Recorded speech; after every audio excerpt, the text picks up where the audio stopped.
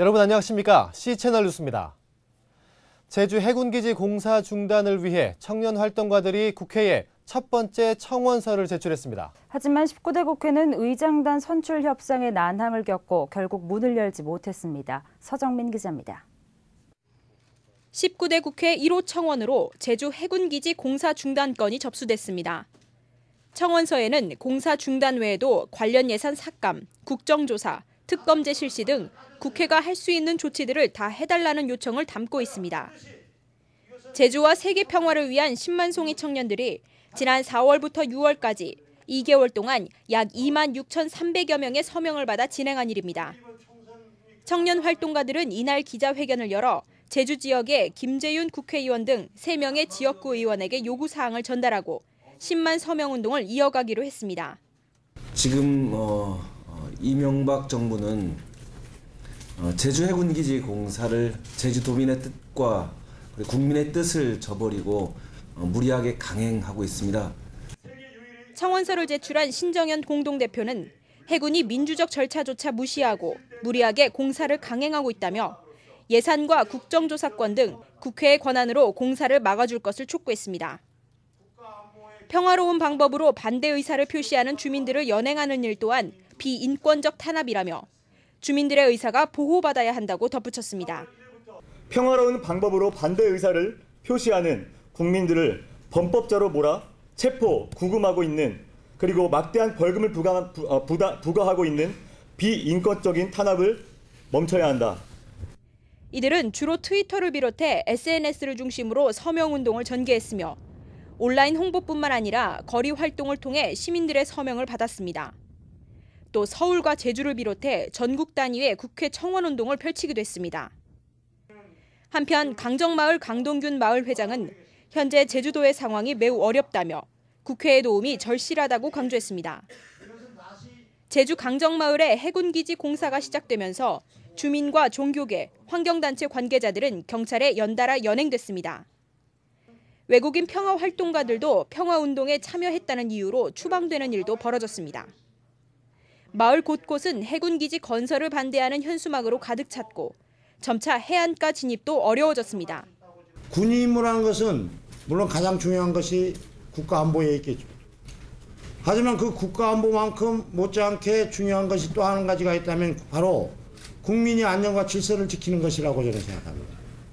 이들은 19대 국회에서 해군기지 건설 문제를 전면 재검토해야 한다고 주장했으나 이들의 바람과는 달리 19대 국회는 출발부터 파행되는 모습을 보였습니다.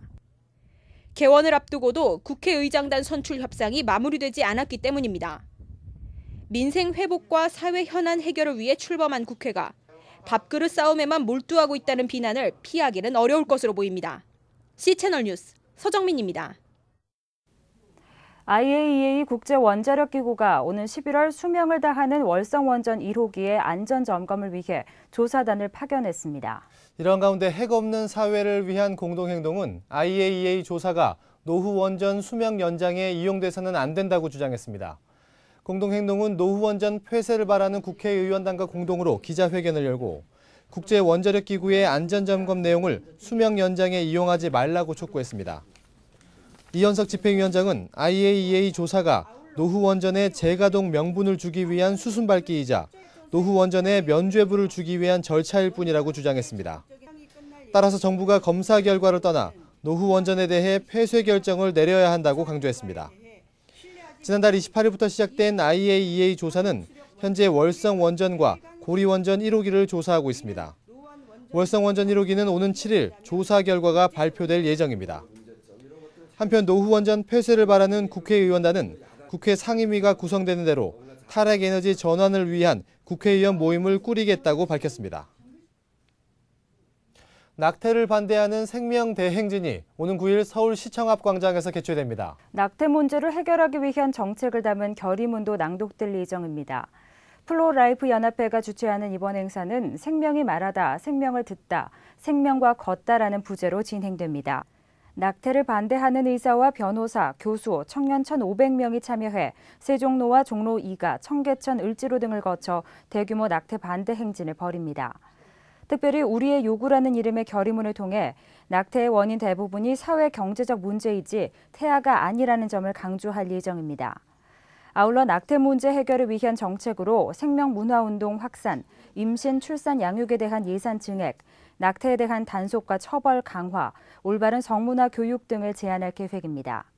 프로라이프 연합회 차이재 회장은 이번 행사를 기점으로 모든 국민이 행복해지는 아름다운 생명사랑 정신이 널리 퍼지길 바란다고 전했습니다. 중국의 연변 조선족 자치주 공안국이 오는 10월까지 불법 월경, 체류, 취업 외국인에 대한 단속을 강화하기로 했습니다. 중국과 북한 선교에 제동이 걸리는 건 아닌지 우려가 나오고 있습니다. 이번에 발표된 불법 월경 단속 지역은 훈춘, 투먼, 룽징 등이며 불법 체류자 단속 지역은 옌지, 두나 등입니다. 이곳은 모두 두만강 접경 지역으로 북한 선교 전문가들은 중국 동북 삼성에서 활동 중인 한국 선교사들에게 직접적인 영향이 미칠 것으로 분석하고 있습니다. 유코리아 뉴스 김성원 대표는 중국 당국이 직접 발표한 사안인 만큼 강력한 단속 의지를 알 수 있다며 두만강 접경 지역의 선교사 활동이 위축될 가능성이 있다고 전했습니다. 하지만 김 대표는 중국이 불법 체류 단속에 집중하는 만큼 선교사들이 합법적인 체류 방안을 모색한다면 대북 인권운동과 북한 선교에 미칠 부정적 영향을 줄일 수 있을 것이라고 전망했습니다. 특히 전문가들은 이번 조치에 대해 지난 3월 우리 정부가 유엔 인권이사회에 중국의 탈북자 송환 문제를 제기하면서 본격화된 것은 아닌지 예측하고 있습니다. 고 이중표 목사의 별세 신학을 계승하고 한국교회가 나아갈 새로운 신학적 지평을 열기 위한 심포지엄이 열립니다. 미국 장로교회 명문 신학교인 샌프란시스코 신대원과 공동으로 개최되며 하버드대학교 카렌 킹 교수도 참여할 예정입니다. 이인창 기자입니다. 예수 그리스도의 죽음과 부활에 대한 믿음으로 이 세상에 살면서도 세상에 속하지 않은 거룩한 삶을 살아야 한다고 주장했던 고 이중표 목사. 그의 별세 신학을 오늘날에 계승하고 한 걸음 더 나아가 시대가 요구하는 신학적, 목회적 가능성을 열기 위한 심포지엄이 열립니다. 우리가 좀 배워야 설교하지 않습니까? 그래서 목사님들도 이 연장교육이라고 하는 선상에서 배우는 좀 시간을 갖자. 그것이 아마 이 신학 심포지엄의 핵심 내용 같습니다. 서울 한신교회가 2007년부터 개최해온 목회자 심포지엄. 올해로 6회째를 맞는 이번 심포지엄은 지난 1871년 설립된 미국 장로교 명문신학교 샌프란시스코 신학대학원과 공동으로 열립니다. 심포지엄에는 매년 500명 이상 목회자들이 참여하고 있습니다. 올해 주제는 새 시대를 위한 새로운 신학과 설교로 하버드대 카렌 킹 교수와 샌프란시스코 신대원 박응천 교수, 한신대 정태기 명예교수, 경인여대 박준서 총장이 강연합니다. 샌프란시스코 신대원 제임스 맥도날드 신임 총장도 참석해 신앙과 삶을 주제로 특강할 예정입니다. 카렌 킹 교수는 바울 서신의 영지주의와 예수시대 순교사와 대가로 목회자들의 설교에 적지 않은 영향을 줄 것으로 기대되고 있습니다.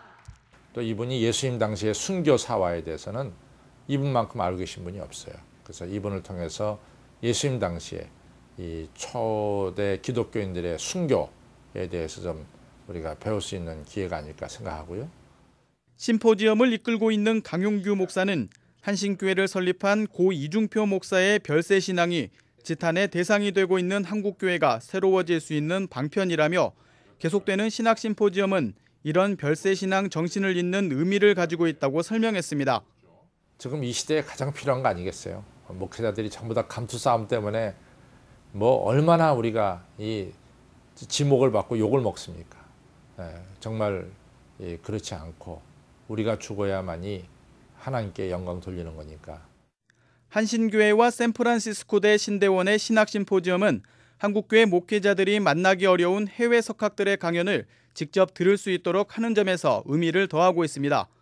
한신교회는 심포지엄 참석자들이 강연에만 집중할 수 있는 환경을 만들겠다는 계획입니다. C채널 뉴스 이인창입니다. 한국기독교 목회자협의회가 교회연합기구 통합을 위한 선언문을 발표하고 각 기구 대표들과 대화의 자리를 갖기로 했습니다.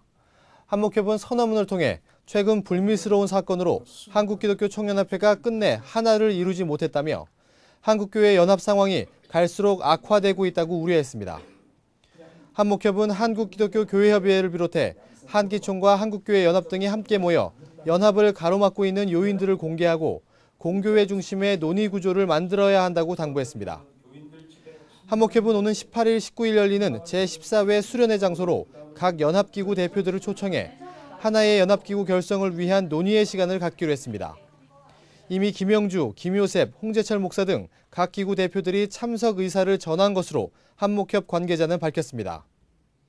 한편 이번 선언문은 총무단 회의와 중앙위원, 상임회장단 회의 후 채택된 문건이며 소속 15개 목회자 협의회와 985명의 목회자 명단도 실었습니다. 국민일보 노조가 사측과의 잠정 합의안을 지난주 부결시킨 가운데 사측이 7일 오전 9시까지 조합원들의 업무 복귀를 명령했습니다. 노조는 이에 반발하며 복귀 명령 철회를 요구하고 있습니다.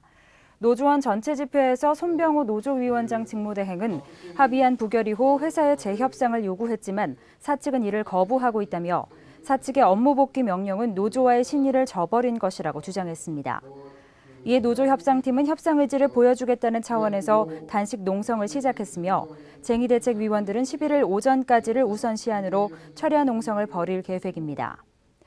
한편 사측은 담화문을 통해 노사 합의안은 협상 전권을 위임받은 대표들이 서명해 법적으로 유효한 것이라며 기한 내에 업무에 복귀하지 않을 경우 사규에 따라 책임을 묻겠다는 입장입니다.